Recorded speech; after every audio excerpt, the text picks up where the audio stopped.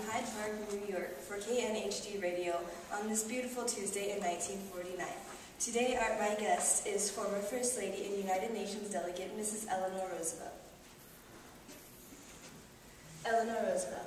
Other First Ladies rarely voiced opinions on political and social issues, but you handled the role differently. How do you feel you've changed the role of First Lady?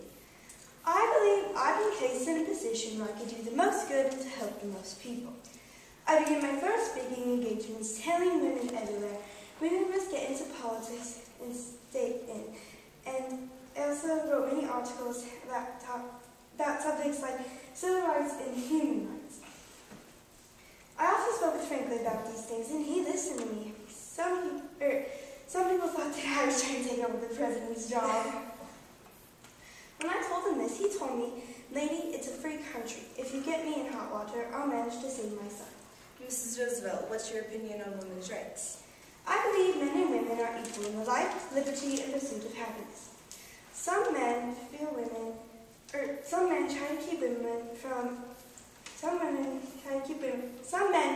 try to keep women from getting a foot up in this country by putting obstacles in our way to try to discourage us from trying to keep up in a man's world.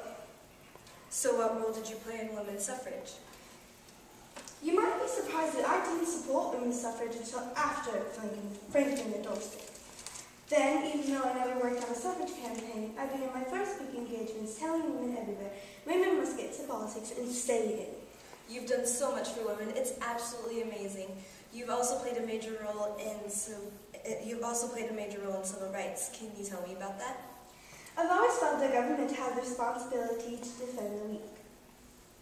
You have to understand there's a great deal of separation between white people of the wealth and Negro people, especially in the South and in Washington, D.C. But I saw people as people and caused quite a stir by inviting several little Negro girls to the White House for a party. Can you imagine being upset by a group of little girls? No, I can't, but that's not the only stir you've caused. Can you tell me about what happened with Mrs. Marian Anderson, the talented Negro singer? Oh, what a beautiful voice she had. But the Daughters of the American Revolution refused to let the great Negro contralto sing in their auditorium at Constitution Hall. I was appalled and wrote a letter to the president of the DAR resigning from the organization. You see, I could not remain a member because to remain would have implied approval of that action. So what happened next? I wrote about the event in my weekly column entitled My Day.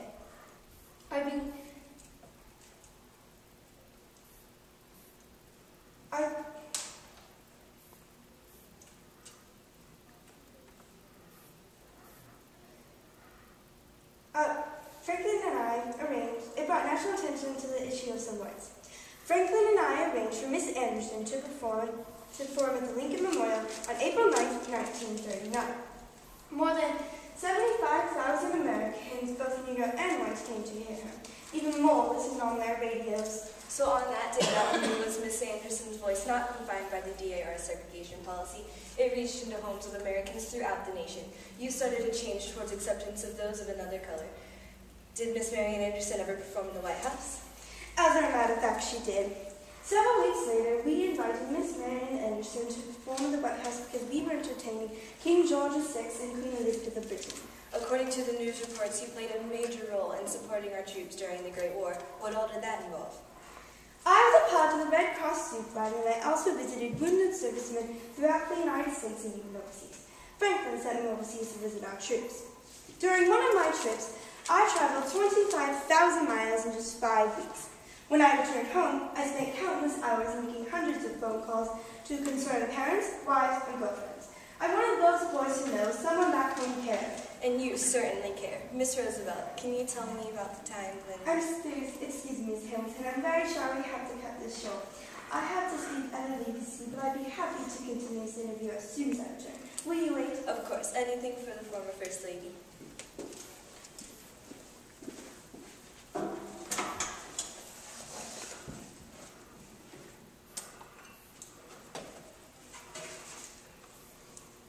Welcome to the 23rd Annual Ladies' Tea. Today our guest is former First Lady, Mrs. Eleanor Roosevelt. Eleanor Roosevelt performed the role of First Lady in the United States through her efforts for women, the underprivileged, and civil rights. Her reform movements didn't end with the death of her husband. She continued her role as an advocate and reformer when she chaired the United Nations Committee addressing human rights. As a result of her intensive work on this cause, the committee formulated the Universal Declaration of Human Rights on December 10, 1948. Reaction to this declaration has been mixed on a political and social front, but Mrs. Eleanor Roosevelt believes that this declaration may hold the key to peace. So please give a warm welcome to Mrs. Eleanor Anna Roosevelt.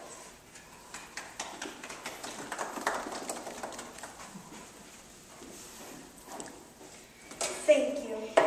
I would like to begin with a few words about human rights.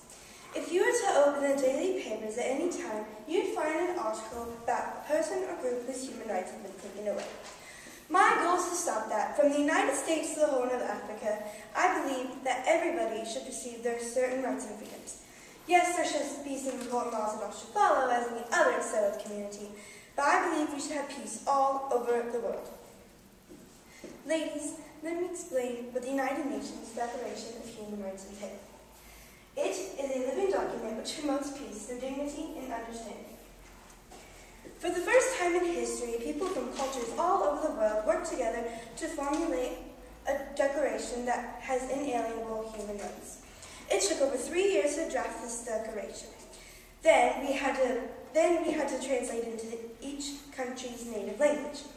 In the end, we came up with a declaration that was truly universal.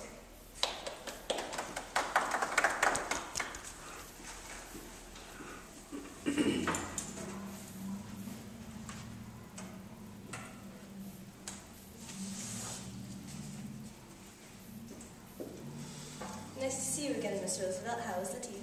It was absolutely delightful. I always enjoy speaking about human rights.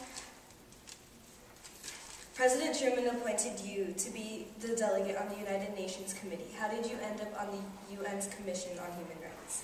I believe they put me there because they thought I could do the least amount of damage. I always felt out of place among all the attorneys and professors. But I believed with all my heart that every man, woman, and child was entitled to their own certain rights and freedoms. And you chaired the committee which drafted the Universal Declaration of Human Rights. President Truman also called you the First Lady of the World. Why was it so important that the Universal Declaration of Human Rights be passed?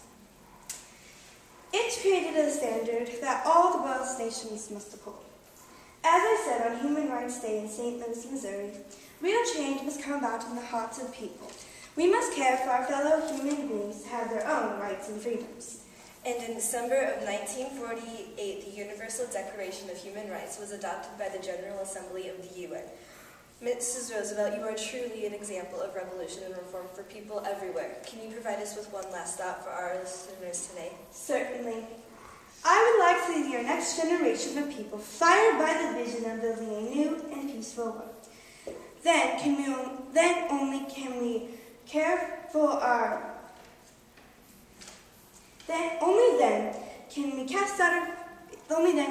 out our fears and face the unknown and flourish as individuals.